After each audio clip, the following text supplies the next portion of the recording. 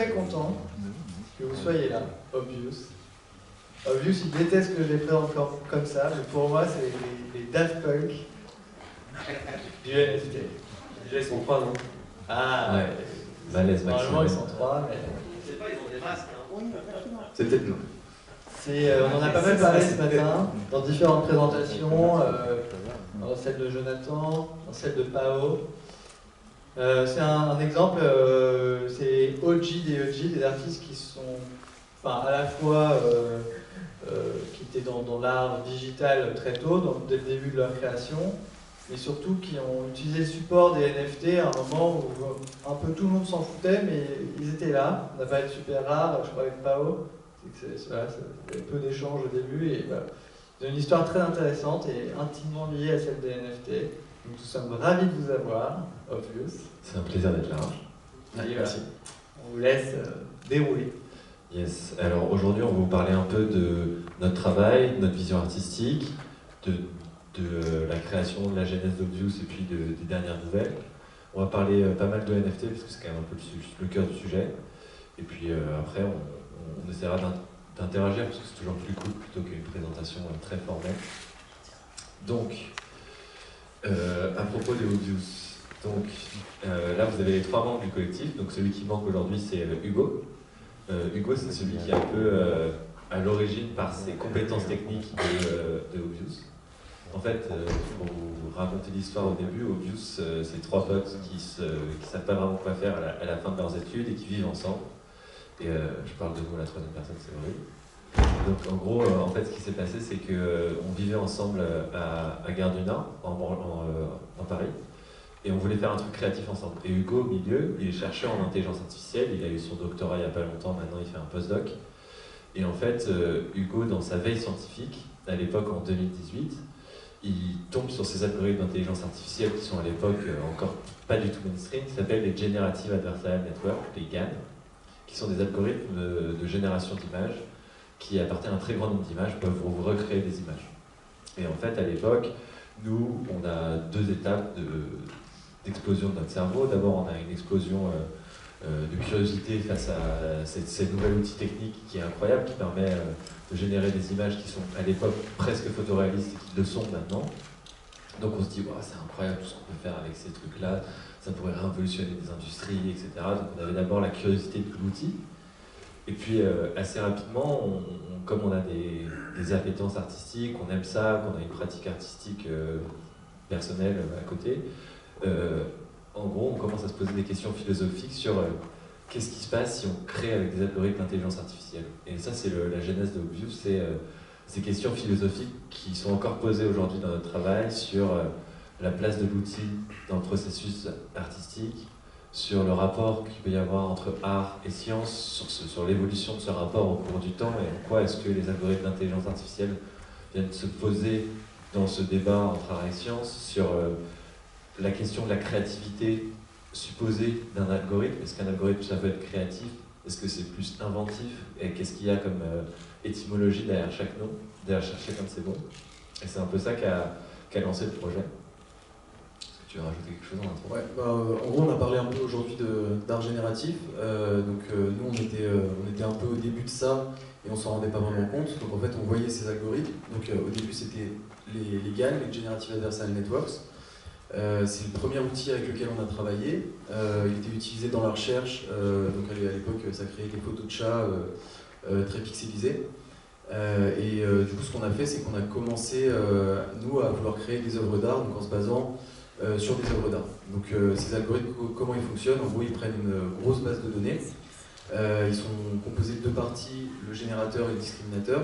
Le générateur, son but, ça va être de créer des nouvelles images, et le discriminateur, ça va être d'essayer de déterminer si ces images ont été soit créées par l'algorithme, soit sont issues de la base de données de base, donc des vraies œuvres. Donc il fait un peu la distinction vrai-faux.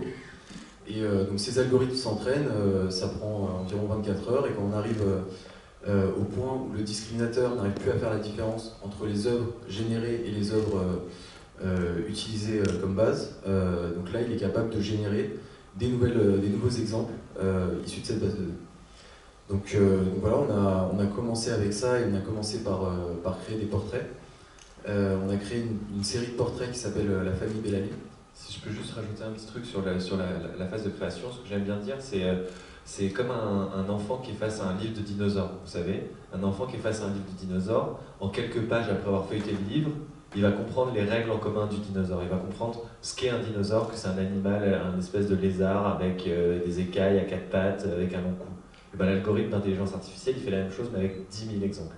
Donc ça, c'est un peu la manière très simplifiée de le résumer. Et donc, ouais, comme a dit Gauthier, on a commencé par des portraits classiques. La raison pour laquelle on a choisi des portraits classiques, c'est parce que nous, on n'a aucune formation dans l'histoire de l'art et dans ça, et on a une approche un peu candide. Cette approche candide, elle nous a servi et desservi tout au long de notre jeune carrière artistique, mais vraiment, on la travaille au sens où on veut parler à tout le monde. La vraie différence qui existait en 2018, c'est que les gens qui faisaient de l'art avec du machine learning avaient tendance à vouloir parler à la communauté de gens qui comprenaient ce qu'était qu'un algorithme d'intelligence artificielle. Et en fait, nous, quand on commençait à travailler, à réfléchir philosophiquement sur ce que ça impliquait, on se disait que c'était vraiment intéressant de parler à d'autres gens. De parler à, je vais bien dire ma mère, et qu'elle soit capable de comprendre ce qu'est un algorithme d'intelligence artificielle, ce que ça implique, et de pouvoir utiliser ces toiles pour pouvoir parler d'intelligence artificielle. Parce que dans cette pièce, chacun utilise 10 algorithmes d'intelligence artificielle par jour, ne le sait même pas, il y a des investissements massifs du monde entier dans les algorithmes d'intelligence artificielle, et ça reste très fumeux, c'est difficile d'appréhender ça. Et donc l'art, c'est un bon moyen d'ancrer dans le réel cette problématique, ces questions sur le rapport qu'ont nos sociétés avec les algorithmes, et c'est ce qu'on a essayé de faire dans cette première série. Voilà, donc nous, c'est un sujet qui nous passionne. La discussion, on l'a eu à trois sur notre canapé à Gare du Nord entre nous. On a eu des débats pendant des nuits et des nuits. Et ensuite, on a décidé de poser la question un peu au plus grand nombre, et donc on a créé cette série. Donc la particularité, c'est qu'on a été contacté par Christie's assez tôt, qui nous a proposé de faire donc une vente aux enchères d'une des œuvres, celle qui est en gros là. Et cette vente aux enchères, le résultat, ça a été presque $1 demi-million. Donc ça a un peu lancé notre carrière. C'est un peu spécial pour un début de carrière pour un artiste, puisque normalement c'est un peu l'achievement à la fin d'une carrière. Et nous, on a commencé par ça et on a dû construire un peu derrière pour vraiment avoir une vraie proposition artistique.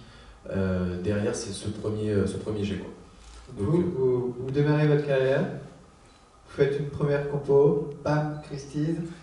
Ça se passe bien le démarrage. Ça va, c'est un bon départ.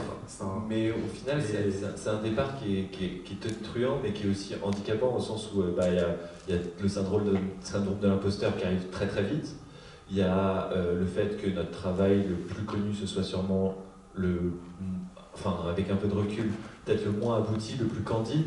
Et donc, c'est forcément ça a des avantages et des inconvénients. L'avantage qu'on a eu, c'est qu'on a su ne pas être greedy à ce moment-là, et en fait, malgré ce chiffre tonitruant, on n'a pas bougé le prix de nos œuvres. C'est-à-dire que le prix de nos œuvres, c'est toujours le même qu'avant la vente aux enchères. Ça nous a permis d'avoir une médiatisation de notre travail qui a été absolument incroyable. On a bien raconté qu'il y a eu la télé japonaise qui est venue dans notre petit appart à Gare du Nord mettre les rails pour les grosses caméras de télé. C'était dément, quoi. Il y a Times qui nous a élu top 15 Genius Company. Enfin, c'est complètement démesuré, on pense, mais en tout cas, seule l'histoire le dira. Mais ouais, c'était une grosse plongée, et en même temps, pour des jeunes artistes, c'est qu'est-ce qu'on fait derrière, quoi. Et du coup, derrière, donc on a continué un peu dans cette lignée. On a fait une série d'œuvres japonaises qui s'intitule Electric Dreams of Ukiyo, avec du coup à notre sens plus de fonds, plus de travail, une base de données beaucoup plus grande. Voilà, on a fait cette série d'estampes japonaises. Peut-être tu veux expliquer un peu. Yes. Dans cette série d'estampes japonaises, alors là on n'a pas de visuel malheureusement, mais c'est sur notre site, etc. L'idée c'était de faire un parallèle entre l'arrivée de l'électricité dans le Japon traditionnel et l'arrivée de l'intelligence artificielle dans nos sociétés. Dans chacune de nos séries, il y a une réflexion sur le poids de l'intelligence artificielle et les concepts que ça peut engendrer. Et donc là, c'était comment est-ce qu'une technologie change une société. Et donc par exemple, on a pris plusieurs personnages pour expliquer qu'il y a des gens qui en profitent, il y a des gens qui trouvent ça fantastique, il y a des conservateurs, il y a des progressistes, et en fait, ça c'est un bon terreau pour en discuter. Je pense qu'un c'est un bon moment aussi pour parler de notre processus artistique. On aime bien le décomposer en 5 étapes. Donc le premier, c'est choisir un sujet. Comme vous l'a dit Gauthier, le premier c'était le portrait classique, puis l'estampes japonaises. On en a fait d'autres, mais la première partie, c'est de choisir le sujet qui va pouvoir nous connecter à une audience et qui va être intéressant. Et sur ça, on en discute très longuement, etc. Le deuxième point, c'est créer une base de données. Donc ça, c'est un moment qui est un peu compliqué. Soit il faut récupérer des milliers d'images libres de droit sur Internet, soit il faut faire des collaborations avec les ayants droit des images. Donc par exemple, on travaille en ce moment avec l'ASCO ou avec des musées qui nous donnent une base de données sur laquelle travailler. La troisième étape du processus artistique, c'est de faire fonctionner le code sur cette base de données qu'on a constituée. Donc là, bien évidemment, c'est pas j'appuie sur le bouton, c'est tout prêt et ça sort des images. Non, là, il faut faire des allers-retours. L'algorithme, il ne nous donne pas des bons résultats dès le début. On doit le maîtriser, faire des essais, etc., jusqu'à atteindre le résultat qui nous convient. L'étape suivante, c'est la curation. La curation, c'est l'algorithme qui nous génère plein d'images. Et là, on va devoir sélectionner parmi toutes les images celle qui, à notre sens, est la plus porteuse de sens. Donc en gros, là, c'est par exemple quand vous travaillez sur l'estampe japonaise, en fait, vous devez vous rendre compte, vous devez avoir appris les codes de l'estampe japonaise, vous devez connaître que dans une estampe japonaise, il y a le bokashi qui est le dégradé bleu en haut, vous devez apprendre les cartouches, vous devez apprendre les personnages récurrents du théâtre traditionnel japonais qui s'appelle le kabuki, pour que au moment de votre sélection, vous puissiez retranscrire dans une certaine mesure l'essence de ce mouvement. Et ça, pardon, ça veut dire qu'une IA ne le fait pas forcément. Dans ce niveau de détail là en tout cas. Non, en fait, une IA va proposer à notre sens, elle va proposer un nombre d'exemples qui est énorme, en fait, il est presque infini. Et nous, en fait, pour que le message qu'on veut envoyer passe mieux, il faut vraiment sélectionner les œuvres qui transmettent le mieux ce message. Et aussi, ce qu'on voit dans les résultats de l'IA, il y a aussi beaucoup de ratés, et en fait, nous, on prend ce qui marche, quoi, ce qui a le sens marche.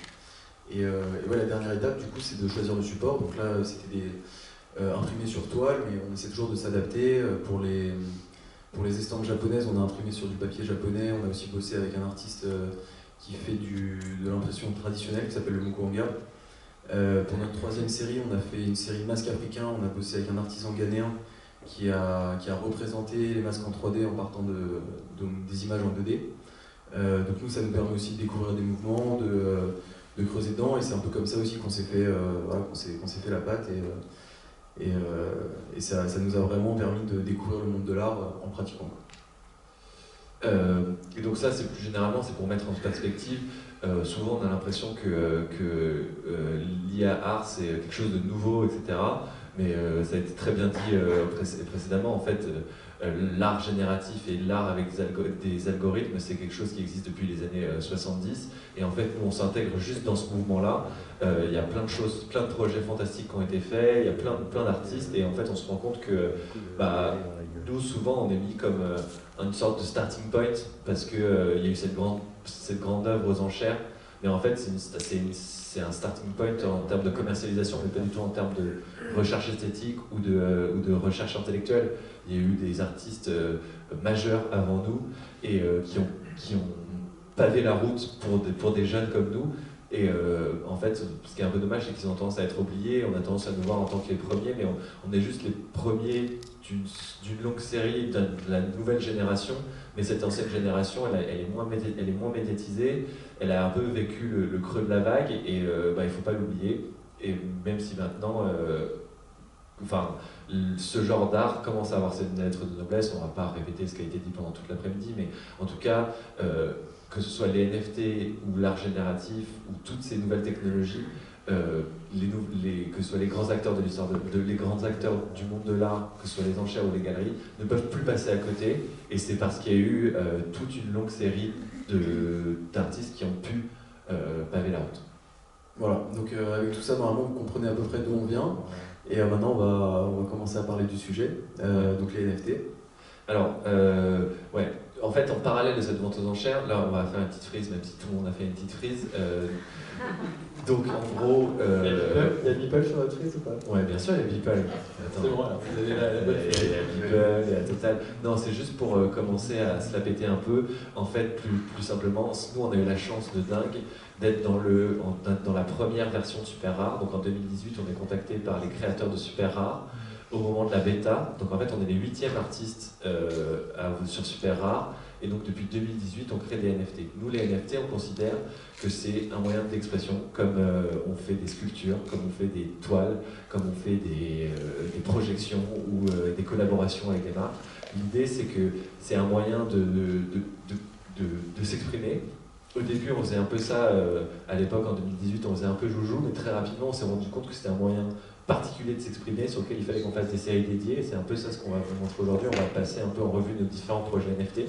Et juste avant, pour rappeler dans le contexte, pour ceux qui ne sont pas des NFT addicts, le jour où Super Rare ouvre, c'est la première marketplace du monde.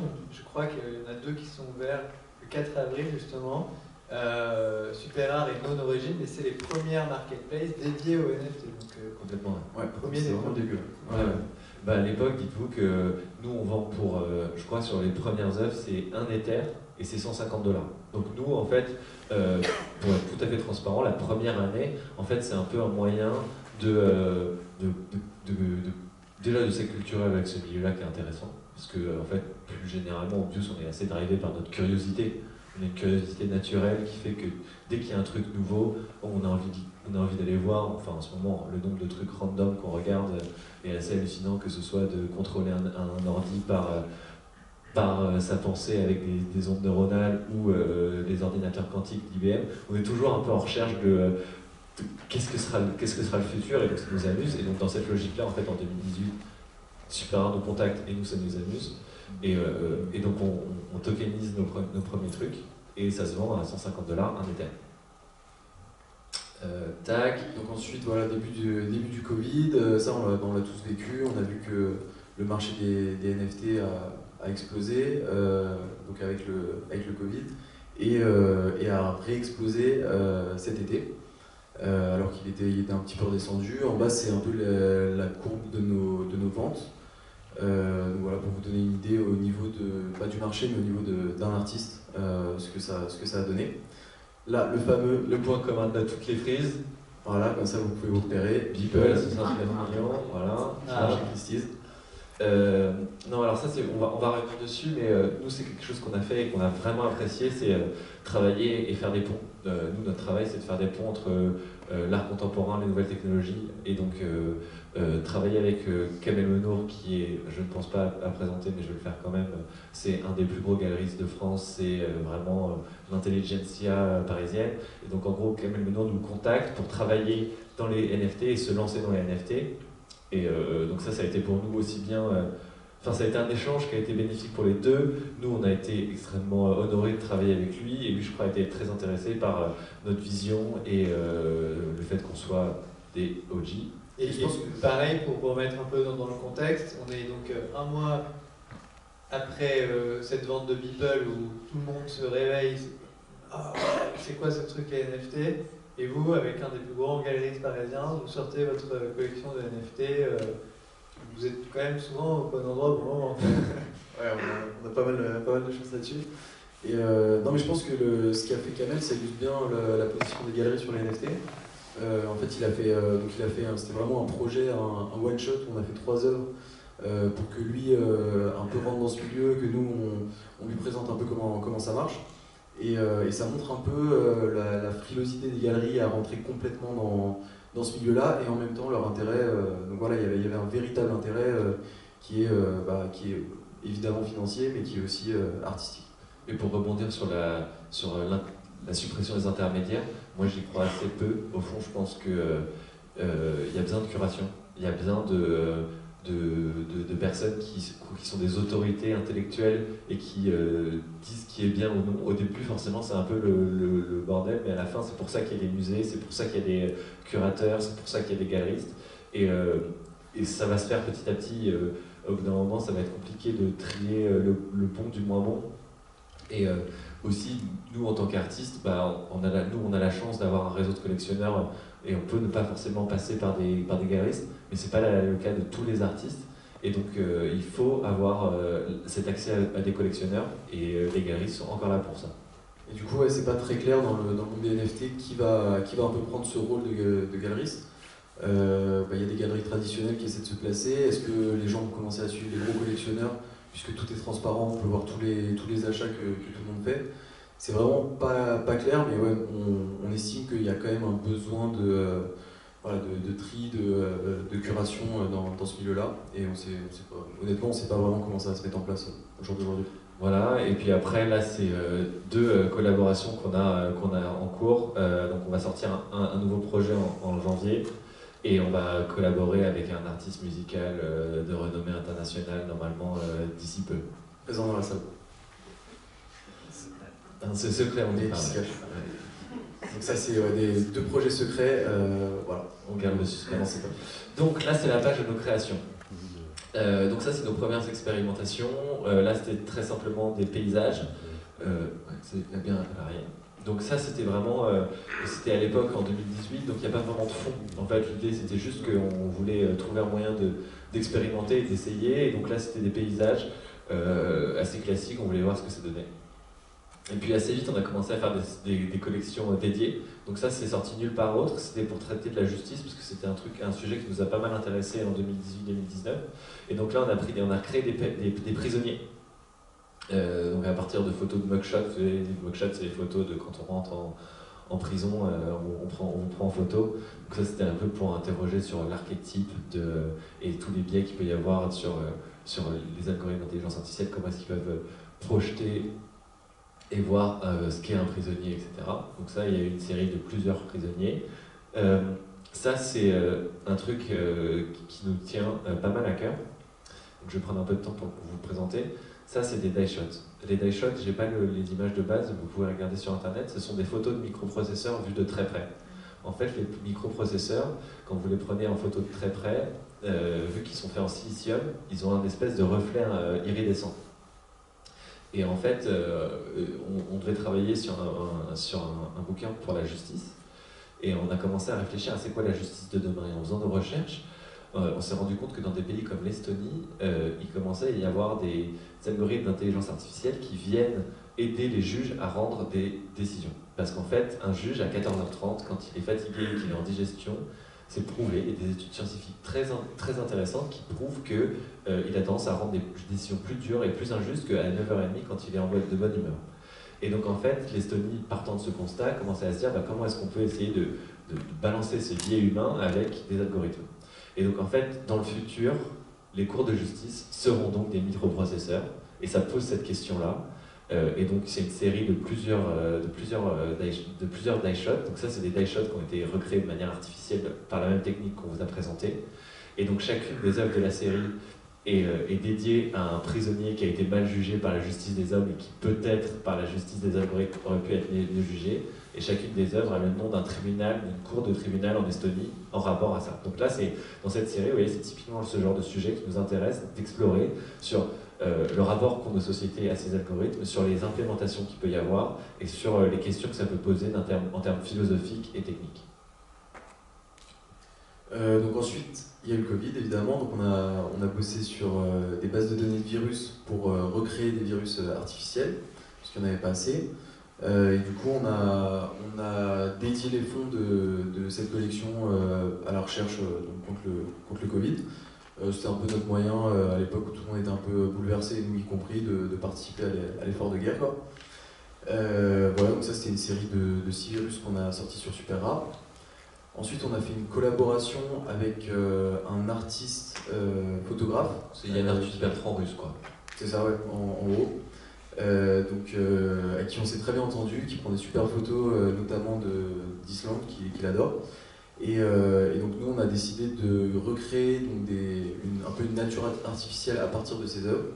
Donc on a pris des dizaines de milliers d'œuvres photographié depuis un hélicoptère en Islande, et on a recréé une série de 11 œuvres, dont une partie est disponible en NFT et l'autre en physique. Alors, je vous dis juste qu'il nous reste 5 minutes, mais à partir de combien d'œuvres, combien de visuels on peut travailler? Alors en gros, la technologie elle change un peu tous les jours, mais 1000 ça commence à marcher, 10 000 ça marche bien, et plus on en a, mieux c'est. Ok, donc on va speed up alors. Ça c'est la collaboration qu'on a fait avec Kamel Menour. L'idée c'était de faire comment dirais-je, de découper les 3 composantes du portrait, enfin des 3 composantes scientifiques du portrait, c'est-à-dire le temps, l'instant, la peinture et c'était quoi le troisième ? La perspective. Ouais, la perspective. Donc c'était ces 3 questions sur l'art et la science qu'on a tendance à opposer, alors qu'en fait c'est fondamentalement lié et que dans l'histoire de l'art, art et science ont toujours été liés, et donc on essaie de remettre ça un peu au milieu de la pièce. Et puis ça, c'est un peu, enfin je vois juste un petit commentaire, c'est vraiment la base de notre travail, c'est faire le pont entre l'art et la science et montrer que l'art et la science sont imbriqués et marchent pas l'un sans l'autre. Voilà, c'est toute l'idée de la photographie, du tube de peinture qui permet aux impressionnistes de peindre à l'extérieur, etc. C'est remettre ça sur le devant de la scène. Donc ensuite, ça c'est la dernière série qu'on a faite. Donc en fait, on vous a parlé beaucoup des algorithmes qui sont les GAN, mais il y a plein d'outils dans la recherche qui permettent de créer à partir de données. Donc juste avec des algorithmes. Et ici, c'est un algorithme. Donc on utilise une combinaison d'algorithmes. Le premier, c'est GPT-3 qui permet de générer à partir d'un début de prompt le reste d'un texte. Donc là, ce que vous voyez en gras, c'est quelque chose que nous, on a tapé pour voir ce que l'IA allait nous sortir, et ensuite on utilise une autre combinaison d'algorithmes qui permet de transformer le texte en image. Et donc avec ce process, nous on essaie de créer des rêves artificiels, donc des rêves qu'aurait pu avoir une intelligence artificielle. Donc là, c'est 3 exemples qui sont sortis sur Super Art. Donc ça, c'est les NFT qui sont sortis. Et là, on est en train de travailler sur la version des cauchemars, qui sont beaucoup plus anxiogènes, on va dire.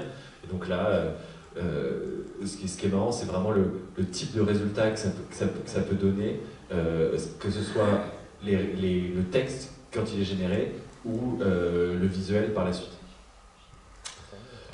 Voilà.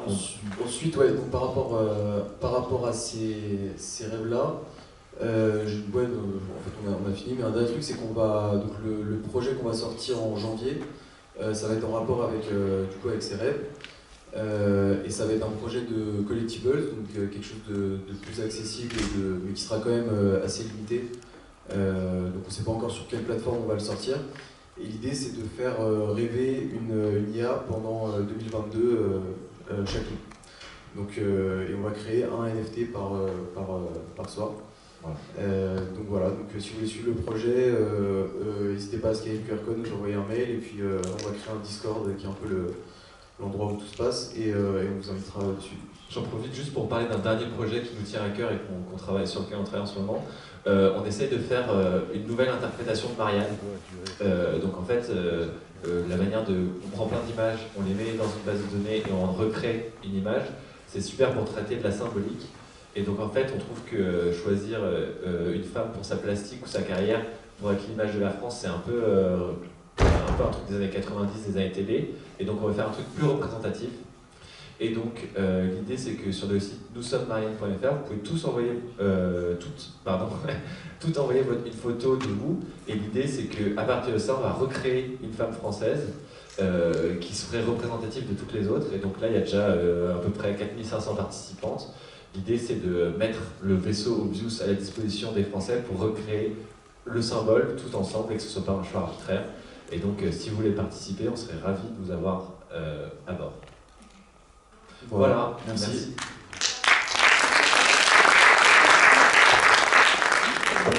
Bravo les gars. Alors, quelques questions, j'en prends 2 max. Alors, j'arrive carrément.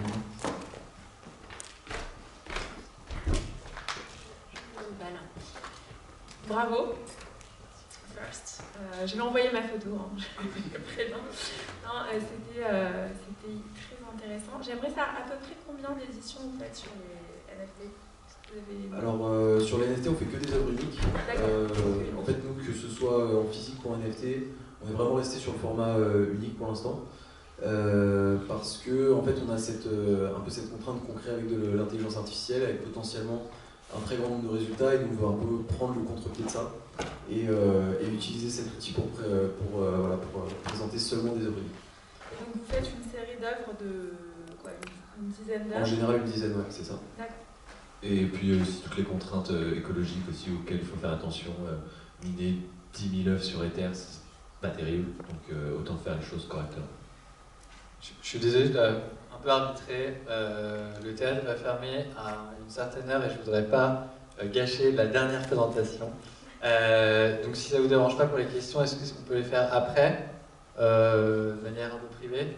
On reste ensemble hein, pour aller voir des expos. Ce soir, on a un cocktail tous ensemble. Désolé. Et tout le monde reste. Hein. C'est juste qu'on a toute une équipe qui attend. Ouais, pas de souci, on sera là. Merci beaucoup les gars. Merci.